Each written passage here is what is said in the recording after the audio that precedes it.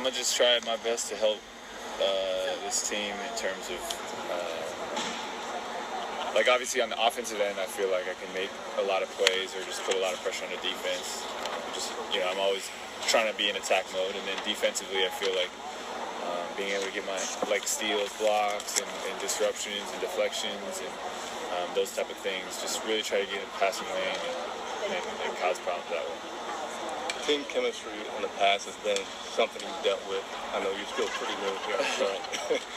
So far, what are you saying? What do you laugh about? It's just, I think it's funny because I've definitely dealt with team chemistry, and then I thought you guys were going to talk about this team, the Charlotte Hornets last year or something like that. So, the guys really like each other. The biggest thing, you can only learn so much from being here so short amount of time, but just the character of the guys here, and a big way to see that is how hard they work, and then how they treat other people, and not necessarily even just other team members, but just other staff members or janitors, chefs, security guards, things like that. I think that tells you a lot about who people are, and just really high character guys here. Talk about why you chose Charlotte. You had other interests from teams like Dallas, and just talk about why you chose Charlotte. Well, part of that, I think a big, thing that's always out there is like, oh, well, why not Dallas? And honestly, Dallas, there was a lot of mutual interest for, the majority of the free agency until right about when, a few days before I was about to sign, there really wasn't much interest on their end for me. And, which is totally fine. I think that's just part of the business. And, but with Charlotte, I had heard about Charlotte being interested all the way back to the NBA Combine.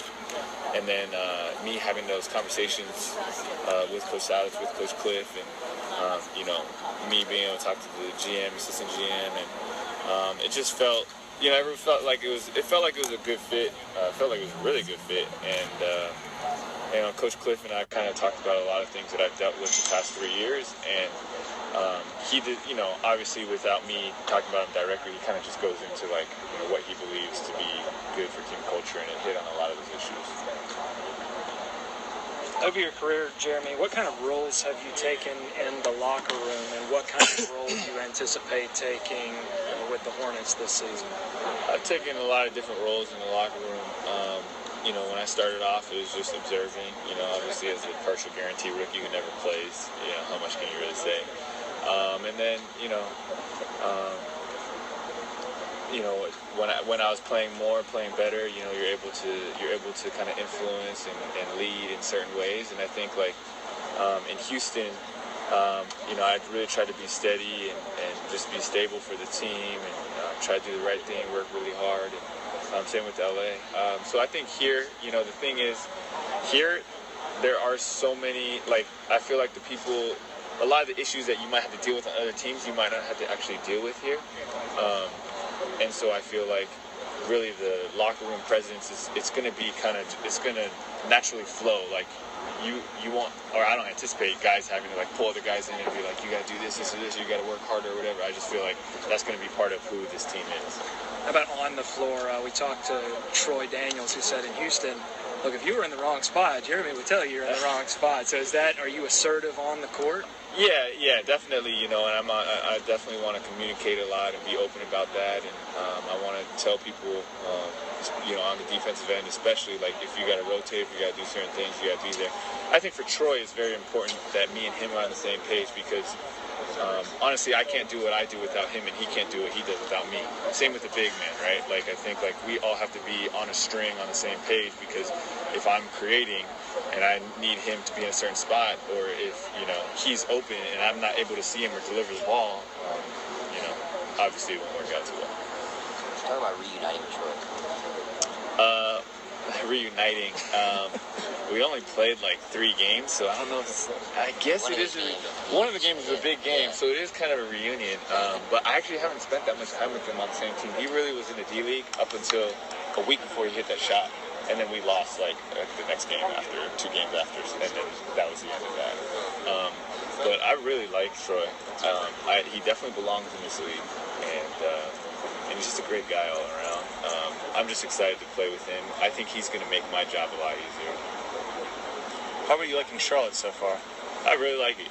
It's quiet, low key, laid back. Really good food, really nice people, good weather. This rain the last couple of days has kind of took me by surprise. You washed your car, so yeah. Well, my car finally got delivered. The first thing I did was get it washed, and like an hour later, it was like, well, I was like, what are some of the things you've done while you've been here that you've what have you done so far to enjoy the Charlotte culture? I went to the bull riding thing. That's never done. Yeah. That's not Charlotte culture. I'm just messing with you. I had tickets to go to the Panthers game, but then had to give them up for the internet guy that never came. What else? I've been to different and looked on I'm probably gonna take some drawing classes and some cooking classes. So I know like Johnson and Wales is here, and I know it's just very like artsy, and I've always really appreciated art and music, but never been good at it and never really put time into it. So I feel like, and I'll have a lot more free time in Charlotte than I would have in LA, just because, in LA, like my homies live there, they're always visiting, everybody's always coming to town, but Charlotte not as much. Did Stefan say anything about Charlotte to you, or did he talk to you at all about living here? Oh yeah. We actually legitimately talked about Charlotte, aside from us joking, because he's playing in my hometown and I'm playing his hometown, so we were just, play for banter. But, he told me some stuff to do, and he told me places to go check out and stuff, so, and I got some other friends who have given me, like, restaurant recommendations. Bojangles on the list at all? Anybody tell you to try Steph's a huge Chick-fil-A guy, so, okay. So, What are you most eager to achieve this season? honestly, I want to see what kind of player I can become. That's a big challenge to me, and the one thing I've always felt about myself is that I have this potential, and I've never, and since New York, I feel like I have not achieved what I feel like I'm capable of. And so when you ask me what I want to accomplish, or as a player, I want to really see how good I can be. Yeah. Do you feel like that's mostly going to come from inner or from your coach as far as trying to discover what that? Any player who thinks it's going to come more from the coach than yourself is, in my opinion, taking the easy way out. I think it's always going to fall on me more than any other factor out there, unless I don't ever touch the ball.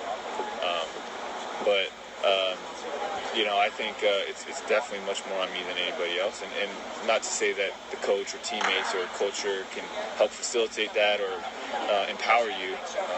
That's part of it, but most of it will be on me. Have you put a lot of pressure on yourself since you're sent to New York to try to replicate that? Or? I would say my first year in Houston, my first half year to year in Houston I did, and since then it's been, I'm personally very far removed from it. Was it more difficult in that period before you had the chance to break out in New York, or in the years since? Honestly, this might be surprising, but it's been close. It's been close. I think as a rookie, it was only about a year of like difficulty, and then also, it was also one of those things where like I was also so excited to be in the league, and I was just like, learning so much. But 3 years is a lot longer than 1 year in terms of me feeling like, man, like I don't think I've done what I feel like I should be able to do, or I haven't produced the way I want to produce. And so the stretch since has been fairly difficult. How does your approach to the season change, or does it?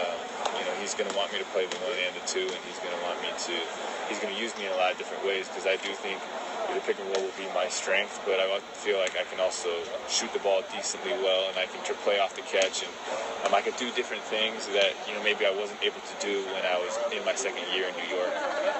And so also part of it too that I realized is you really want talents like that goofball Al Jefferson that walked by, and Kemba, because players like that, you need that. Even Nick Batum, I think, is going to be huge for us. Like his length, the way he plays, his versatility. Like you want all these pieces around you, because that gives you the best chance for success. You played a little bit with Jordan Clarkson, like a 2-point guard set in LA. Do you take any lessons from that? Anything that you learned from that situation that you go, okay, I'm going to apply that to working with Kemba? I mean, honestly, I played the two like all up until high school. I played the two all 4 years in college, and I played the two in Houston alongside Patrick Beverly.